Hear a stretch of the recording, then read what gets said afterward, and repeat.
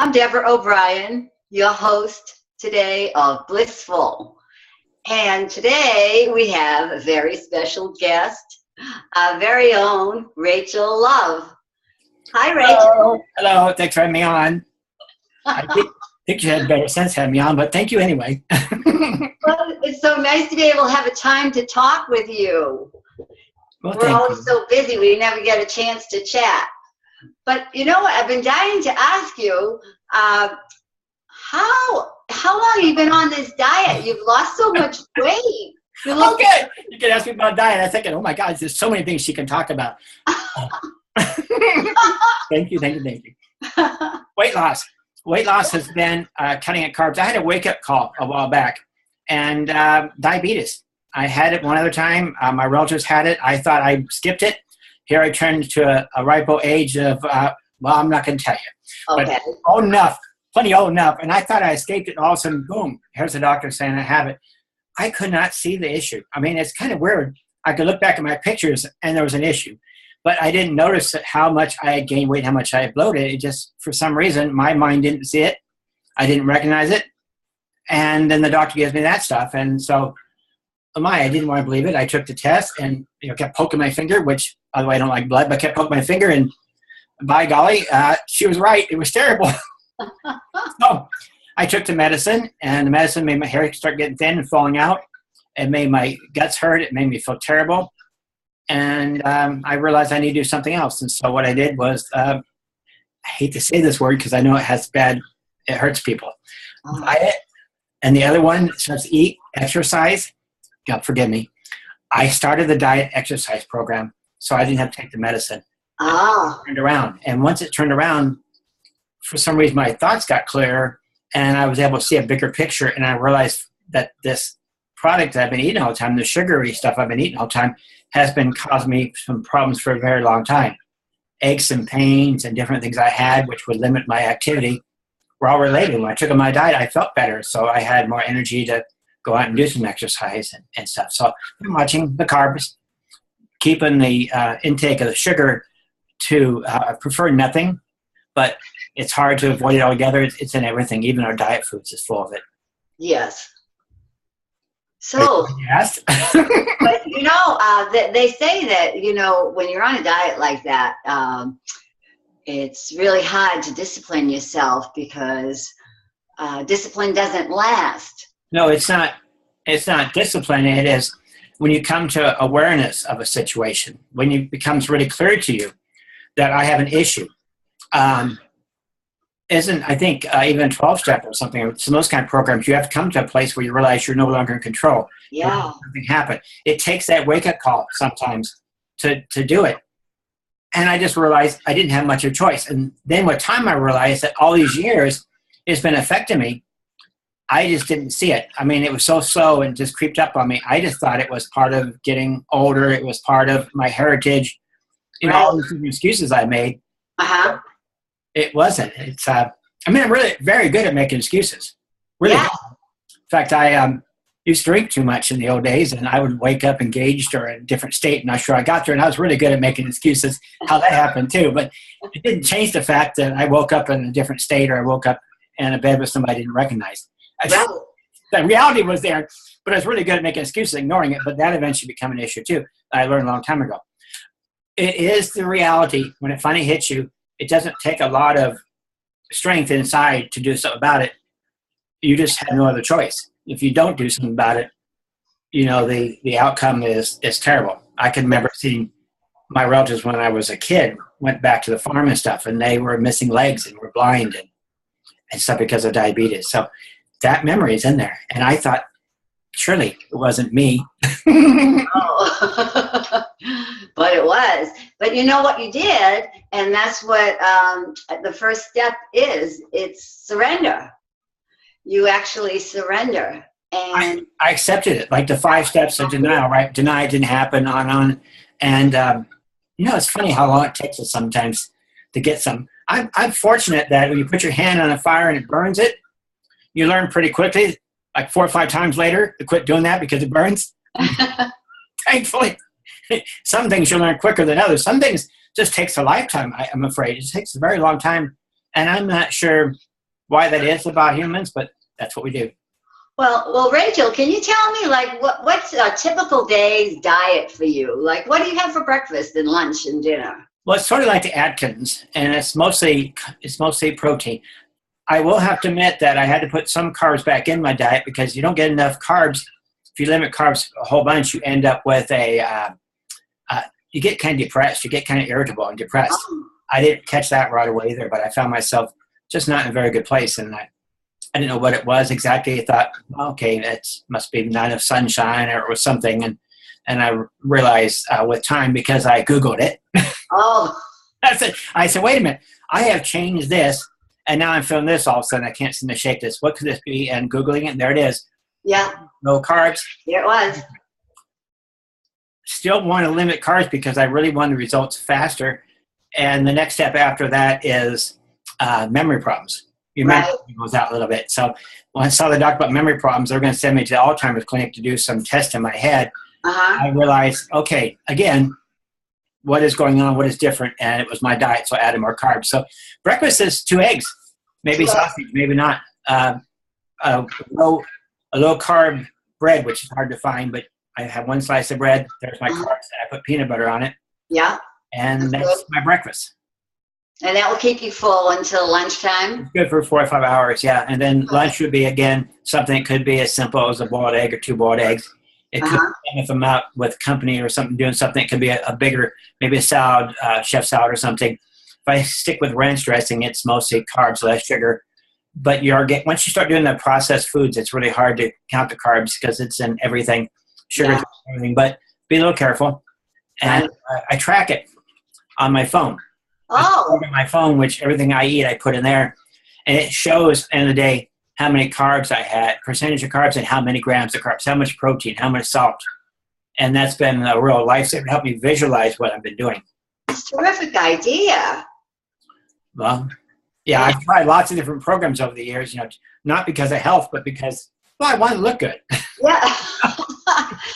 When I was younger, you have to, you want to look good.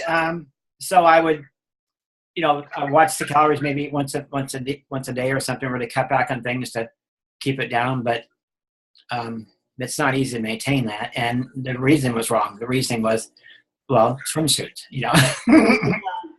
Well, I think a big secret of weight loss is learning how to love yourself. And, if you don't love yourself, then if you don't love yourself enough, you won't be careful about what you eat. You'll just eat whatever you feel like. Well, there is some of that too. If you don't learn to love yourself, or you put yourself last and put everybody else first, you don't take care of yourself, you get tired. I heard dog barking. Is that around you? Yes, it is. My roommate's a big dog. That's your dog? Oh. If you don't take care of yourself, if you're always putting everybody else first, it's easy to neglect yourself. Yes, that's true. Yeah. Because you only have so much time in the day. But if you neglect yourself long enough, you have nothing to offer. So, that's an awareness thing, too. Yeah. And I think many of us get caught up with that early on in our lives. Like, we're worried about swimsuit session or season, so we work out and we do everything we can. But it doesn't take very long before you get yourself involved in a relationship, right? Right. And then it seems like you're taking care of their partner more than you're taking care of yourself, because they have a lot of needs and you're trying to please them and you're doing all these different things. And so you're grabbing a quick something, or you're doing something, or you're frustrated for whatever reason, and you find yourself snacking it. So I find loving yourself is important. Yeah. It's not easy to do. Not if you're busy with somebody else. Because if you really, really love yourself, you'll be good to yourself. And when you love yourself, it shows. It really shows on the outside too. People can tell there's a difference in you. But we're not encouraged to love ourselves as women. We are now on most of the new age shows. We are, but most of the time, you take care of somebody else. You're not that important. Right. Yes, and if you spend too much time caring about yourself, then you're selfish. Yeah. Or you're you have certain demands, whatever. You're being bitchy, or you're being this and that. So it's a culture's against taking care of yourself. Yeah. You're like. But I think things are changing. There's a little shift going on. Thankfully. People are realizing, Thankfully. Thankfully. And isn't it great we're alive at this time? It's a great time to be alive. It is. It's It really is. Things have changed so much, and they're changing so quickly. Mm-hmm. You know? And just even be able to be on a show like this, we couldn't have done this that long ago. No. No. So how long have you been producing these shows, Rachel? How long have I been producing these shows now? Goodness gracious. I think we're going on probably close to 4 years now. Really? Yeah. Before that, I helped on some organizations. I did social media for organizations and did some videos for different organizations. And I've done some website work for cities and businesses and stuff of that nature. But it was about 4 or 5 years ago when the focus changed. A dream told me how important it was to bring balance with the masculine and feminine energy, and that women's voices need to be heard. And I was like, okay, now what? You know, what? Exactly. Why is this dream telling me this? What am I supposed to do about this? Yeah. But when I had 3 dreams in a row, then I pay attention to it. So I started Women's Radio Today and offered to help women's voices be heard in the radio. That could have actually been about 7 years ago now. And with time, though, realized the video is going to make a biggest difference. Yeah. And it finally came in, the technology came in, so it's not too expensive and possible to do it on a good computer as opposed to having to do a lot of equipment. I mean, the good computers are not cheap, but still not like the old days when you need a production studio. Right. You spend $1,500 on a computer and you can do just about anything now. So how long did it take you to get so good at this? You know, like you just, you're a whiz. You're like a professional geek. If you're supposed to do something, the universe will make sure you can do it. It gives everybody gifts and abilities. If you seek out those gifts and abilities, they'll come to you. Now, if you get a dream or something that says, I have a dream, today's Martin Luther King Day, and that whole dream thing just came in my head. But if you have a dream to do something, usually it's because you can do it. I remember at first, the very first time I did a radio, had the dream for a few days as in Arkansas. It said, I want you to get in the radio. I want you to share a message of peace and love. And I go, okay, you know. I don't even listen to radio, you know. Yeah. So you want me to go do radio. Okay, dream. Okay. And by the third dream, okay, I gave up. I went looking in the small town for the radio station was. I asked directions. I went to the Chamber of Commerce. Okay, the radio station's up on that hill. Take the dirt road. And went up a dirt road to this hill and the big tower up there and knock on the door. And hello, I want to do some kind of radio program because I had a dream. Okay, yes, ma'am. And I thought I'd have to hire somebody's voice or something because you hear what I sound like. I think, well, that's not going to work really good in the radio. I got to find somebody. So I told the guy, okay, I don't know how much it's going to cost to find somebody to actually do the show or talk, but I had this dream. This is the kind of message I'm seeing. And he says this thing, and remember, it's Arkansas, so it's Bible Belt. If God put that message in your heart, he knows what you sound like. Yeah. Okay, well, you got a point there. That is great. Yeah, so I started doing these 1-2 minute little commercials, and I did them, and I did them, and I did them, and the Lord knows how much money it cost me to do that, but I invested it because the dream told me to. And that's back when you needed a radio station, and you needed all this stuff to do it, and I just kept doing it as I followed dreams, and that's sort of when I first really started paying attention to dreams really closely, and that led to some other things, and it led to a little magazine, it led to some different things, wrote a few books, different things as the dreams tell me. But anyway, this program was founded at Women's Radio Today, and it just become really obvious to me that it needed to expand into videos, and it needed to go with, because women communicate with body and with the words and stuff. It's not just written word. Masculine energy uses a lot of written word, and they'll listen and stuff, and mostly written word. But relationships, visuals and stuff, we like to give credit to men to be more visual, but women are too. We're looking at each other, and we're looking how we look, and the color of our hair, the color of our eyes. We're looking at our facial expression. We're looking at all that. Yeah. We're looking at auras and everything else along too, and right, coming out of you. That's very important for a relationship. Yeah. It's not always about being beautiful. I wouldn't be here. It's not about being beautiful, but it's about being real. Right. It's about being your true self. Yes. Yeah. And when you're true to yourself, it shows. And people can see it and they take you seriously, you know? But if you're not being true to yourself, people can see right through that. You can fool people for a little while, but not for long, you know? So I count on that. Yeah.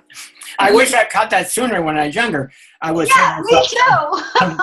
some weddings and other things. Oh my gosh. Well, I guess we had to find out the hard way.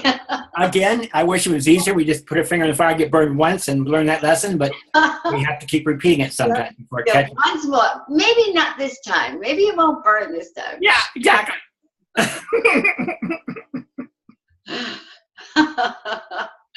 Well, you've just been delightful to talk with. I'm so glad we had a chance to talk today. Well, hopefully there's something interesting in there that people enjoy watching. I do thank you for what you're doing and your work. Tell me more about what's going on with your life and Bliss Behind the Mask. Oh, well, you know, my book, Bliss Behind the Mask, has led me to other places. You know, in a few weeks, I'm launching a spirituality and style segment of my business. So spirituality and style. Interesting. Connecting style with spirituality. And I think it's going to be a lot of fun. It's going to be about finding who you really are. Mm-hmm. And then I can teach you how to dress accordingly, the true way, you know? Oh, I wish I would have known I was going to be, you're going to make it, I would put the necklace on or something. Well, you don't have to, you know? You just have to be you. And there's 4 kinds of energy. Yes. And it's carbon, and there's oxygen and hydrogen, and you know, if it depends on what your energy is, that determines your personality. So I wonder, you know, if you have such a bubbly type personality, I think you might have a lot of nitrogen in you. Oh, I'm sure. Yeah, I'm sure. Yeah, because you're fun and you're very cute. Let me see your hands. Oh, little hands? Your hands little? No, they're full size. Full size, yeah. Well, I like your nail polish. Very nice.